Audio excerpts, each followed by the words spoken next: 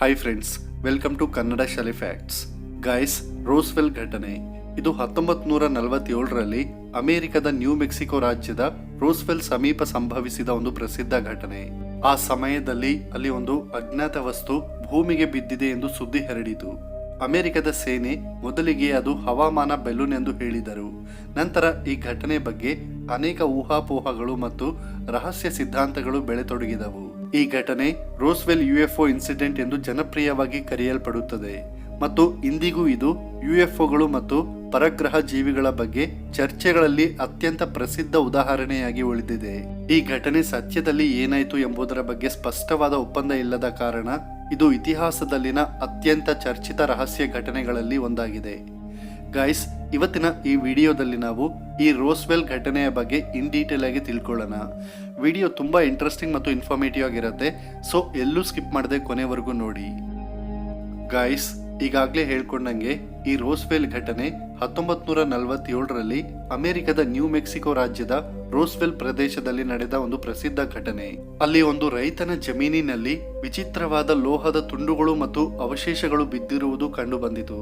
ಅವು ಸಾಮಾನ್ಯ ವಿಮಾನ ಅಥವಾ ಯಂತ್ರದ ಭಾಗಗಳಂತೆ ಕಾಣಲಿಲ್ಲ. ಆದ್ದರಿಂದ ಆ ರೈತನು ಸೇನೆಗೆ ಈ ಮಾಹಿತಿಯನ್ನ ನೀಡಿದನು. ಆರಂಭದಲ್ಲಿ ಅಮೆರಿಕ ಸೇನೆ ಅದು ಉಡುತ್ತಿರುವ ತಟ್ಟೆ ಅಂದ್ರೆ ಫ್ಲೈಯಿಂಗ್ ಡಿಸ್ಕ್ ಎಂದು ಹೇಳಿದರು. ಕೆಲವೇ ದಿನಗಳಲ್ಲಿ ತಮ್ಮ ಹೇಳಿಕೆಯನ್ನ ಬದಲಿಸಿ ಅದು ಕೇವಲ ಹವಾಮಾನ ಅಧ್ಯಯನಕ್ಕೆ ಬಳಸಿದ ಗಾಳಿಪಟ ಅಂದ್ರೆ ವೆದರ್ ಬೆಲೂನ್ ಎಂದು ವಿವರಿಸಿದರು. ಈ ತಕ್ಷಣದ ಬದಲಾವಣೆ ಜನರಲ್ಲಿ ಅನುಮಾನ ಹುಟ್ಟಿಸಿತು ಮತ್ತು ಕೆಲವರು ಅದನ್ನ ಏಲಿಯನ್ಗಳ ಯಾನ ಅಂದ್ರೆ ಯುಎಫ್ಒ ಎಂದು ನಂಬಲು ಆರಂಭಿಸಿದರು.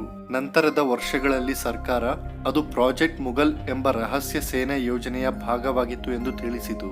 ಇದರಲ್ಲಿ ಶತ್ರು ರಾಷ್ಟ್ರಗಳ ಅಣು ಪರೀಕ್ಷೆಗಳನ್ನ ಪತ್ತೆ ಹಚ್ಚಲು ವಿಶೇಷ ಗಾಳಿಪಟಗಳನ್ನ ಬಳಸಲಾಗುತ್ತಿತ್ತು. ಆದರೂ ಕೆಲವರು ಇನ್ನೂ ಸರ್ಕಾರ ಸತ್ಯವನ್ನ ಮುಚ್ಚಿಡ್ತಿದೆ ಮತ್ತು ಅಲ್ಲಿ ಏಲಿಯನ್ಗಳಿಗೆ ಸಂಬಂಧಿಸಿದ ಘಟನೆ ನಡೆದಿದೆ ಎಂದು ನಂಬುತ್ತಾರೆ. ಇದರಿಂದ ರೋಸ್ವೆಲ್ ಘಟನೆ ಇಂದಿಗೂ ಒಂದು ದೊಡ್ಡ ರಹಸ್ಯವಾಗಿ ಉಳಿದಿದೆ. ಈ ರೋಸ್ವೆಲ್ ಘಟನೆ ಮುಂದುವರಿದಂತೆ 1947ರಲ್ಲಿ ಸೇನೆ ಹವಾಮಾನ ಗಾಳಿಪಟ ಎಂದು ಹೇಳಿದ ನಂತರ ವಿಷಯ ನಿಧಾನವಾಗಿ ಶಾಂತವಾಯಿತು.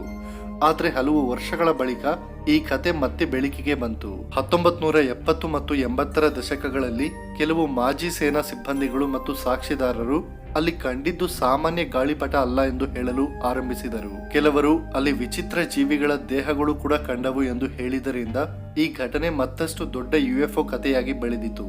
ಇದರ ಪರಿಣಾಮವಾಗಿ ಜನರಲ್ಲಿ ಸರ್ಕಾರ ಸತ್ಯವನ್ನ ಮುಚ್ಚಿಟ್ಟಿದೆಯಾ ಎಂಬ ಅನುಮಾನ ಹೆಚ್ಚಾಯಿತು. ನಂತರ ಅಮೆರಿಕ ಸರ್ಕಾರ ಈ ವಿಷಯದ ಬಗ್ಗೆ ಮತ್ತೆ ಪರಿಶೀಲನೆ ನಡೆಸಿ ರಹಸ್ಯ ವರದಿಗಳನ್ನು ಬಿಡುಗಡೆ ಮಾಡಿತು ಮತ್ತು ಅದು ಪ್ರಾಜೆಕ್ಟ್ ಮುಗಲ್ ಎಂಬ ಗುಪ್ತ ಸೇನಾ ಯೋಜನೆಯ ಭಾಗವಾಗಿತ್ತು ಎಂದು ಸ್ಪಷ್ಟಪಡಿಸಿತು. ಈ ಯೋಜನೆ ಕೋಲ್ಡ್ ವಾರ್ ಸಮಯದಲ್ಲಿ ಶತ್ರು ದೇಶಗಳ ಅಣು ಪರೀಕ್ಷೆಗಳನ್ನು ಪತ್ತೆ ಹಚ್ಚಲು ಬಳಸಲಾಗುತ್ತಿತ್ತು. ಆದ್ರೂ ಅನೇಕ ಜನರು ಈ ವಿವರಣೆಯನ್ನ ಸಂಪೂರ್ಣವಾಗಿ ನಂಬಲಿಲ್ಲ, ಯಾಕಂದ್ರೆ ಆರಂಭದ ಸೇನಾ ಹೇಳಿಕೆಗಳು ಮತ್ತು ನಂತರದ ವಿವರಗಳು ಹೊಂದಿಕೆಯಾಗಲಿಲ್ಲ. ಇದರಿಂದ ರೋಸ್ವೆಲ್ ಘಟನೆ ಇಂದಿಗೂ ಏಲಿಯನ್ಗಳು ಬಂದಿರಬಹುದೇ ಎಂಬ ಪ್ರಶ್ನೆಯೊಂದಿಗೆ ಯುಎಫ್ಒ ಸಂಶೋಧನೆ ಮತ್ತು ಕಾನ್ಸ್ಪಿರಸಿ ಥಿಯರಿಗಳ ಪ್ರಮುಖ ಉದಾಹರಣೆಯಾಗಿ ಉಳಿದಿದೆ. ನಂತರ ಮತ್ತೆ 1990ರ ದಶಕದಲ್ಲಿ ಈ ಘಟನೆ ಮತ್ತೆ ದೊಡ್ಡ ಚರ್ಚೆಗೆ ಒಳಪಟ್ಟಿತು. ಅಮೆರಿಕ ಸರ್ಕಾರ ಸಾರ್ವಜನಿಕ ಒತ್ತಡದ ಕಾರಣದಿಂದ ಅಧಿಕೃತವಾಗಿ ಕೆಲವು ವರದಿಗಳನ್ನು ಬಿಡುಗಡೆ ಮಾಡಿತು. ಆ ವರದಿಗಳಲ್ಲಿ ಅವರು ಮತ್ತೆ ಸ್ಪಷ್ಟಪಡಿಸಿದ್ದು ರೋಸ್ವೆಲ್ನಲ್ಲಿ ಕಂಡುಬಂದ ಅವಶೇಷಗಳು ಯಾವುದೇ ಏಲಿಯನ್ ಯಾನಕ್ಕೆ ಸಂಬಂಧಿಸಿದ್ದಲ್ಲ, ಬದಲಾಗಿ ಅದು ಪ್ರಾಜೆಕ್ಟ್ ಮುಗಲ್ ಎಂಬ ರಹಸ್ಯ ಸೇನಾ ಪರೀಕ್ಷೆಯ ಭಾಗವಾಗಿತ್ತು ಎಂದು. ಈ ಯೋಜನೆಯಲ್ಲಿ ಎತ್ತರದ ವಾತಾವರಣದಲ್ಲಿ ಹಾರುವ ಗಾಳಿಪಟಗಳು ಮತ್ತು ಸೆನ್ಸಾರ್ಗಳನ್ನು ಬಳಸಲಾಗುತ್ತಿತ್ತು, ಶತ್ರು ದೇಶಗಳ ಅಣು ಪರೀಕ್ಷೆಗಳ ಧ್ವನಿ ಮತ್ತು ಅಲೆಗಳನ್ನು ಹಿಡಿಯಲು. ಆದರೆ ಈ ಯೋಜನೆ ಅತಿ ರಹಸ್ಯವಾಗಿದ್ದುದರಿಂದ ಆ ಸಮಯದಲ್ಲಿ ಸಾರ್ವಜನಿಕರಿಗೆ ಸರಿಯಾದ ಮಾಹಿತಿ ನೀಡಲಾಗಲಿಲ್ಲ. ಇದಾದ ಬಳಿಕವೂ ಕೆಲವು ಜನರು ಸಂಪೂರ್ಣವಾಗಿ ಈ ವಿವರಣೆಯನ್ನ ಒಪ್ಪಲಿಲ್ಲ. ಕಾರಣ, ಮೊದಲ ದಿನ ಸೇನೆ ಫ್ಲೈಯಿಂಗ್ ಡಿಸ್ಕ್ ಎಂದಿತ್ತು, ನಂತರ ವೆದರ್ ಬೆಲೂನ್ ಎಂದಿತು, ಮತ್ತೆ ವರ್ಷಗಳ ಬಳಿಕ ಮತ್ತೊಂದು ವಿವರಣೆ ನೀಡಿತು. ಈ ಬದಲಾವಣೆಗಳು ಜನರಲ್ಲಿ ಅನುಮಾನವನ್ನ ಹೆಚ್ಚಿಸಿತು. ಹೀಗಾಗಿ ಈ ರೋಸ್ವೆಲ್ ಘಟನೆ ಇಂದಿಗೂ ಸಂಪೂರ್ಣವಾಗಿ ಸಾಬೀತಾಗದ ಒಂದು ರಹಸ್ಯವಾಗಿ ಉಳಿದಿದ್ದು ಜನಪ್ರಿಯ ಸಂಸ್ಕೃತಿಯಲ್ಲಿ ಯುಎಫ್ಒ ಮತ್ತು ಏಲಿಯನ್ ಕಥೆಗಳ ಅತ್ಯಂತ ದೊಡ್ಡ ಉದಾಹರಣೆಯಾಗಿ ಪರಿಗಣಿಸಲಾಗುತ್ತದೆ. ಗೈಸ್, ಈ ಘಟನೆಯ ಬಗ್ಗೆ ನಿಮ್ಮ ಅಭಿಪ್ರಾಯವನ್ನ ಕೆಳಗೆ ಕಾಮೆಂಟ್ ಮಾಡಿ ತಿಳಿಸಿ.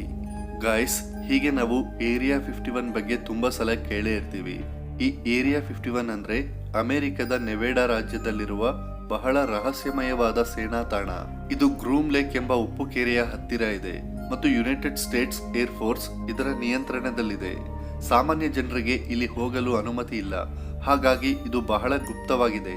ಇಲ್ಲಿ ಹೊಸ ಯುದ್ಧ ವಿಮಾನಗಳು ಮತ್ತು ರಹಸ್ಯ ತಂತ್ರಜ್ಞಾನಗಳನ್ನು ಪರೀಕ್ಷಿಸುತ್ತಾರೆ ಎಂದು ನಂಬಲಾಗಿದೆ. ಉದಾಹರಣೆಗೆ, ಹಿಂದೆ ಲಾಕ್ಹೀಡ್ U2 ಮತ್ತು SR-71 ಬ್ಲ್ಯಾಕ್ ಬರ್ಡ್ ಅನ್ನೋ ಅತ್ಯಾಧುನಿಕ ವಿಮಾನಗಳನ್ನು ಇಲ್ಲಿ ಪರೀಕ್ಷಿಸಲಾಗಿದೆ. ಕೆಲವರು ಏರಿಯಾ 51 ನಲ್ಲಿ ಏಲಿಯನ್ಸ್ ಮತ್ತು UFOಗಳ ಬಗ್ಗೆ ಸಂಶೋಧನೆ ಮಾಡ್ತಾರೆ ಎಂದು ಹೇಳ್ತಾರೆ, ಆದರೆ ಇದಕ್ಕೆ ಯಾವುದೇ ದೃಢವಾದ ಸಾಕ್ಷಿ ಇಲ್ಲ. ಈ ರೀತಿಯ ಕಥೆಗಳು ಜನರಲ್ಲಿ ಕುತೂಹಲವನ್ನ ಹೆಚ್ಚಿಸಿವೆ ಮತ್ತು ಇದು ಒಂದು ದೊಡ್ಡ ರಹಸ್ಯವಾಗಿ ಉಳಿದಿದೆ. ಸರ್ಕಾರವು ಇದರ ಬಗ್ಗೆ ಬಹಳ ಕಡಿಮೆ ಮಾಹಿತಿಯನ್ನ ಮಾತ್ರ ಹೊರಬಿಡುತ್ತದೆ. ಆದ್ದರಿಂದ ಇದನ್ನ ಅತ್ಯಂತ ಗುಪ್ತ ಸ್ಥಳ ಎಂದು ಕರೆಯುತ್ತಾರೆ.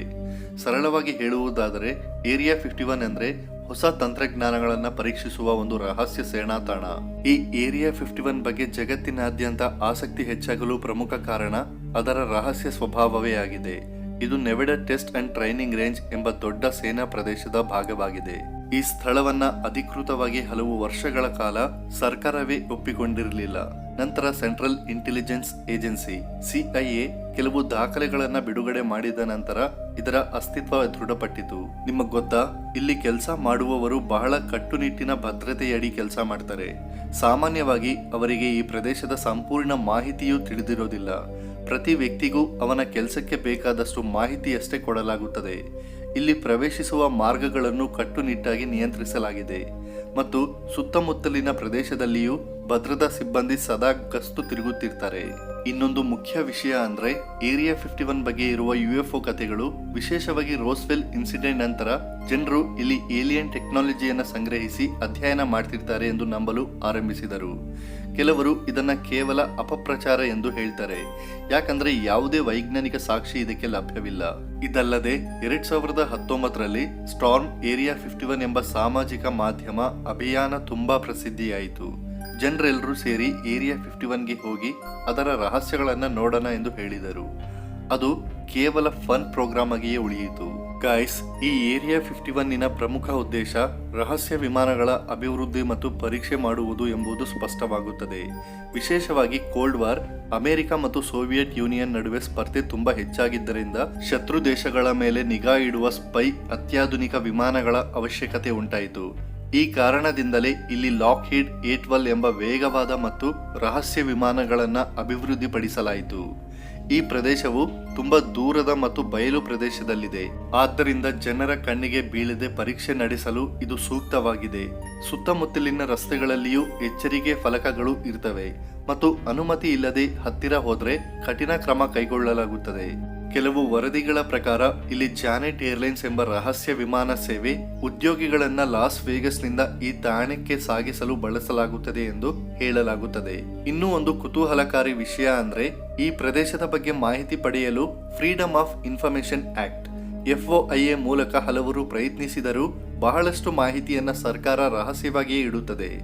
ಇದರಿಂದ ಜನರಲ್ಲಿ ಇನ್ನಷ್ಟು ಅನುಮಾನಗಳು ಮತ್ತು ಕುತೂಹಲಗಳು ಹುಟ್ಟುತ್ತವೆ. ಈ ಏರಿಯಾ 51 ಕೇವಲ ಒಂದು ರಹಸ್ಯಮಯ ಸ್ಥಳವಲ್ಲ, ಇದು ಮಾನವ ಕುತೂಹಲ, ಭಯ, ವಿಜ್ಞಾನ ಮತ್ತು ರಾಜಕೀಯ ರಹಸ್ಯಗಳ ಮಿಶ್ರಣವಾಗಿರುವ ಒಂದು ವಿಶಿಷ್ಟ ಸಂಕೇತವಾಗಿದೆ. ಇಂತಹ ಸ್ಥಳವನ್ನ ಸಾರ್ವಜನಿಕರಿಂದ ದೂರವಿಡುವುದು ರಾಷ್ಟ್ರೀಯ ಭದ್ರತೆಗಾಗಿ ಅವಶ್ಯಕವಾಗುತ್ತದೆ. ಆದರೆ ಇದೇ ರಹಸ್ಯತೆ ಜನರಲ್ಲಿ ಅನುಮಾನ ಮತ್ತು ಕಲ್ಪನೆಗಳಿಗೆ ಕಾರಣವಾಗುತ್ತದೆ. ಏಲಿಯನ್ಗಳ ಬಗ್ಗೆ ಹರಿದಾಡುವ ಕಥೆಗಳು, UFO ಕಾಣಿಸಿಕೊಂಡಿದೆ ಎನ್ನುವ ಹೇಳಿಕೆಗಳು ಎಲ್ಲವೂ ಸಾಕ್ಷ್ಯಾಧಾರವಿಲ್ಲದ ಊಹೆಗಳು. ಆದರೆ ಇವುಗಳನ್ನ ಸಂಪೂರ್ಣವಾಗಿ ತಳ್ಳಿ ಹಾಕಲು ಸಾಧ್ಯವಿಲ್ಲ ಎಂದು ಮನೋಭಾವವೂ ಕೆಲವರಲ್ಲಿ ಇದೆ. ಯಾಕಂದ್ರೆ ಸರ್ಕಾರದ ರಹಸ್ಯತೆಯು ಸತ್ಯವನ್ನ ಮುಚ್ಚಿಟ್ಟಿರಬಹುದು ಎಂಬ ಭಾವನೆ ಜನರಲ್ಲಿ ಬೇರೂರಿದೆ. ಇದರಿಂದ ಏರಿಯಾ 51 ಒಂದು ವಾಸ್ತವಿಕ ಸ್ಥಳಕ್ಕಿಂತ ಹೆಚ್ಚಾಗಿ ಅಪರಿಚಿತದ ಪ್ರತೀಕ, ಅಂದ್ರೆ ಸಿಂಬಲ್ ಆಫ್ ದಿ ಅನ್ನೋನ್ ಆಗಿ ರೂಪುಗೊಂಡಿದೆ. ಇದರಿಂದ ನಾವು ತಿಳಿಯಬೇಕಾದ ಮುಖ್ಯ ಸಂಗತಿ ಏನಂದ್ರೆ, ಮಾನವರು ತಿಳಿಯದ ವಿಷಯಗಳ ಬಗ್ಗೆ ಸಹಜವಾಗಿ ಕಥೆಗಳನ್ನ ರಚಿಸುತ್ತಾರೆ. ವಿಜ್ಞಾನವು ದೃಢವಾದ ಸಾಕ್ಷ್ಯಗಳನ್ನ ಬೇಡುತ್ತದೆ, ಆದರೆ ಕಲ್ಪನೆಗಳು ಭಾವನೆಗಳ ಮೇಲೆ ನಿಂತಿರುತ್ತವೆ. ಏರಿಯಾ 51 ಈ ಎರಡರ ನಡುವಿನ ಗಡಿಯಲ್ಲಿದೆ. ಹೀಗಾಗಿ ಅಂತಿಮವಾಗಿ ಹೇಳುವುದಾದರೆ ಏರಿಯಾ 51 ಅನ್ನ ನಾವು ಎರಡು ದೃಷ್ಟಿಕೋನಗಳಿಂದ ನೋಡಬೇಕು. ಒಂದು, ಇದು ನಿಜವಾಗಿಯೂ ಅತ್ಯಂತ ರಹಸ್ಯಮಯ ಸೈನಿಕ ಸಂಶೋಧನಾ ಕೇಂದ್ರ. ಮತ್ತೊಂದು, ಇದು ಮಾನವ ಕಲ್ಪನೆ ಮತ್ತು ಕುತೂಹಲದ ಪ್ರತಿಬಿಂಬ. ಈ ಎರಡರ ಸಮತೋಲನದಲ್ಲೇ ಸತ್ಯ ಅಡಗಿದೆ. ಗೈಸ್, ಈ ಏರಿಯಾ 51ನ ಬಗ್ಗೆ ನಿಮ್ಮ ಅಭಿಪ್ರಾಯವನ್ನು ಕೆಳಗೆ ಕಾಮೆಂಟ್ ಮಾಡಿ ತಿಳಿಸಿ. ಓಕೆ ಫ್ರೆಂಡ್ಸ್, ವಿಡಿಯೋ ಇಷ್ಟ ಆಗಿದ್ರೆ ಲೈಕ್ ಮಾಡಿ, ಶೇರ್ ಮಾಡಿ ಮತ್ತು ಸಬ್ಸ್ಕ್ರೈಬ್ ಮಾಡಿಕೊಂಡು ಸಪೋರ್ಟ್ ಮಾಡಿ. Thanks for watching. ಜೈ ಹಿಂದ್, ಜೈ ಕರ್ನಾಟಕ ಮಾತೆ.